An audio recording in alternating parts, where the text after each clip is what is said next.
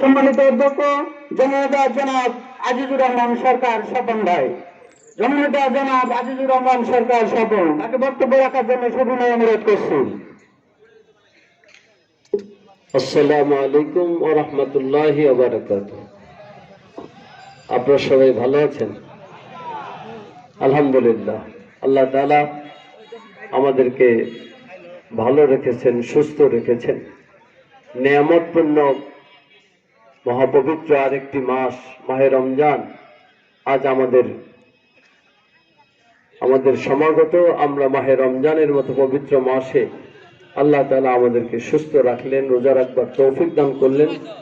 এই জন্য মহান মাবুদের দরবারে আমরা সবাই মিলে শুকরিয়া আদায় করি, আলহামদুলিল্লাহ।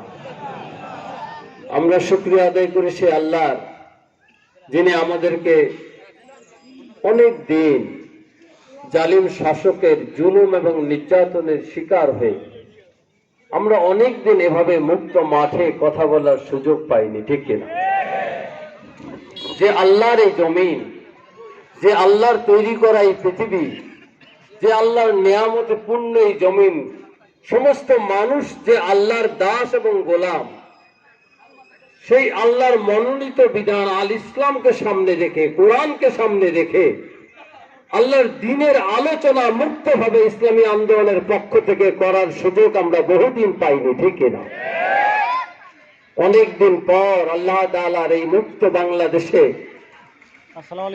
আল্লাহ তাআলার লাখো কোটি শুকরিয়া আদায় করি, আমরা আল্লাহর এই জমিনে আল্লাহর দ্বীনের কথা আবার বুক ভরে সাহস করে মুক্তভাবে কথা বলার সুযোগ পাচ্ছি। এই জন্য আল্লাহ শুকরিয়া আদায় করি, আলহামদুলিল্লাহ।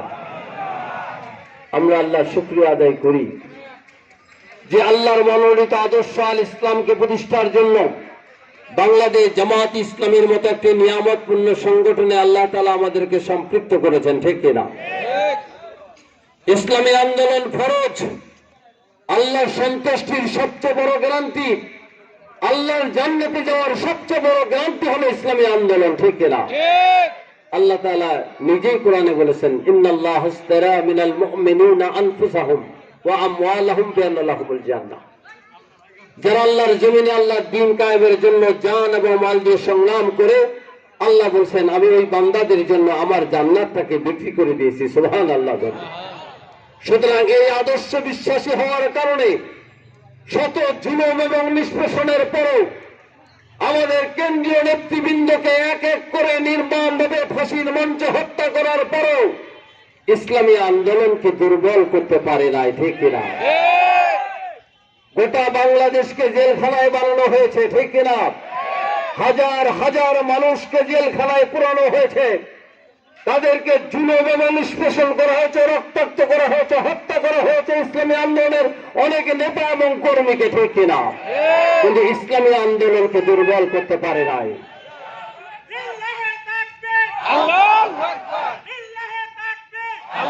কিন্তু ইসলামী আন্দোলনকে এতটুকু দূর করতে পারে নাই, রাজপথ থেকে সরাতে পারে নাই জালিম সরকার, ঠিক কিনা? আমাদের শহীদ মাওলানা মতিউর রহমান নিজামী, আমাদের আমিরে জামাত, শহীদ অধ্যাপক গোলাম আজম, আমাদের সাবেক আমিরে জামাত, বীর সিংহ সেনানী শহীদ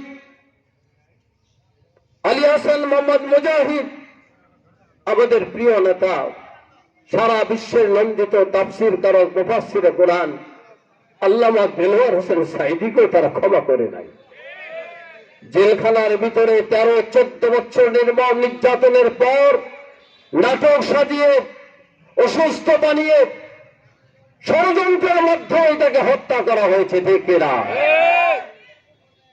এদেশের মানুষের অন্তর থেকে আল্লামা দেলোয়ার হোসেন সাঈদীকে মুছে ফেলতে পারে নাই, ঠিক কিনা? শত সহস্র জুলুম এবং নির্যাতন শাহাদাতের পর এই বাংলাদেশের জালিম শাসকের আর বসে থাকার সুযোগ হয়নি। আল্লাহ তাআলার আসমানের ফয়সালা নেমে এসেছে। বাংলাদেশের দামাল ছেলেরা ইসলামী আন্দোলনের সকল বর্জ্যের জনশক্তি সহ সারা বাংলাদেশের মানুষ রাজপথে নেমেছে। জালিম ফ্যাসিস্ট সরকার, ইসলামের দুশ্মন সরকার বাংলাদেশ থেকে পালিয়ে যেতে বাধ্য হয়েছে, ঠিক কিনা? এই সমস্ত নিয়ামতগুলো আমরা আল্লাহর কাছে পেশ করছি এবং আল্লাহ তাআলার শুকরিয়া আদায় করছি, আলহামদুলিল্লাহ। প্রিয় ভাইরা, আজ আমরা নতুন এক বাংলাদেশ পেয়েছি। এই নতুন বাংলাদেশে আমাদেরকে ইসলামের আদর্শ ভিত্তিক সমাজ কায়েমের দৃঢ় প্রত্যয় নিয়ে এই বাংলাদেশকে ইসলামের বাংলাদেশ বানাতে হবে। এই বাংলাদেশকে কোরআনের বাংলাদেশ বানাতে হবে। যে বাংলাদেশের ইসলামের আদর্শ বাস্তবায়ন করতে গিয়ে আল্লামা সাঈদীর মতো নেতৃবৃন্দকে হত্যা করা হয়েছে, আমরা সেই বাংলাদেশে ইসলাম প্রতিষ্ঠা করবার মাধ্যমে আমাদের শহীদ নেতৃবৃন্দের হত্যার প্রতিশোধ নেব ইনশাআল্লাহ, ঠিক কিনা? প্রিয় ভাইরা, এই জন্য আমাদেরকে তৈরি হতে হবে। আমাদেরকে হতে হবে আল্লামা দেলোয়ার হোসেন সাঈদীর মতো আদর্শের মানুষ। আমাদেরকে তৈরি হতে হবে মাওলানা মতিউর রহমান নিজামের মতো, শাহাদরে নজরুল পেশ করার মতো দৃষ্টান্তমূলক আদর্শ ভিত্তিক সমাজ কায়েমের নেতৃত্ব আমাদেরকে তৈরি করতে হবে, ঠিক কিনা? প্রিয় ভাইয়েরা, এই বাংলাদেশে কোরআনের সমাজ আমরা কায়েম করতে চাই। আপনাকে রাজি আছেন? এই বাংলাদেশের মানুষ অনেক দেখেছে, অনেক দল দেখেছে, অনেক রাজনীতি দেখেছে, অনেক ব্যক্তিকে দেখেছে, কিন্তু ইসলামকে দেখেনি, কোরআনকে দেখেনি, আল্লাহ রাসূলের আদর্শ ভিত্তিক সমাজ দেখেনি, ঠিক কিনা? আগামী দিনে আমরা সেই সমাজ, সেই রাষ্ট্র দেখতে চাই। আপনাকে রাজি আছেন? তারা রাজি আছেন? হাত তোলেন দেখি।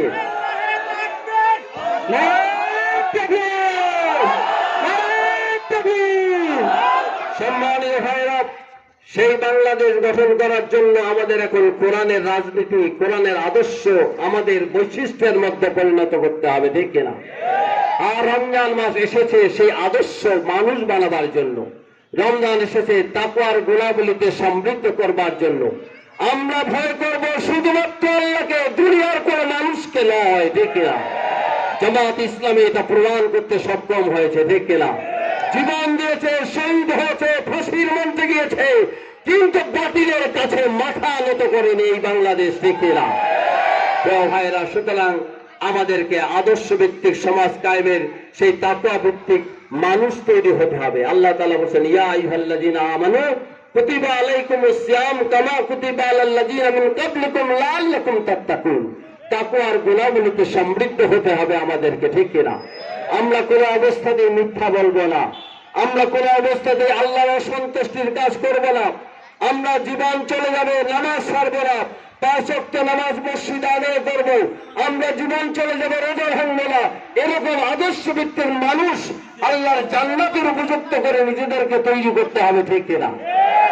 আমি যদি বড় বড় গল্প করি, বড় বড় লম্বা কথা বলি, আর রোজা না রেখে যদি বলি যে আমি খুব তাকওয়াবান, এটা কি মানুষ বিশ্বাস করলো? আল্লাহ করবেন না, ঠিক কিনা? আজকে সকল মানুষকে ফাঁকি দিয়ে ইফতারি করা যাবে, পানি খাওয়া যাবে, অনেক কিছুই করা যাবে, কিন্তু আল্লাহ দেখছেন। সুতরাং আমরা কোনো অবস্থাতে রোজা ভাঙবো না, ঠিক কিনা? ঠিক অনুরূপ ভাবে আল্লাহর জমিনে আল্লাহর দ্বীন কায়েমের জন্য, আল্লাহর সন্তুষ্টি আর জান্নাতের জন্য আমাদেরকে কাজ করতে হবে ইনশাআল্লাহ, ঠিক কিনা? প্রিয় ভাইরা, আমি কয়েকটি কথা বলবো। আমাদের আজকের আগামী এই বাংলাদেশকে, আজকের মানুষ এই বাংলাদেশ নতুন এক ইসলামী বাংলাদেশ দেখতে যায়। আর সেই বাংলাদেশ গড়বার ক্ষেত্রে বাংলাদেশ জামাত ইসলামী আগামী নির্বাচনে সারা দেশের সকল আসনে প্রার্থী দিয়ে নির্বাচন করার প্রস্তুতি নিচ্ছে।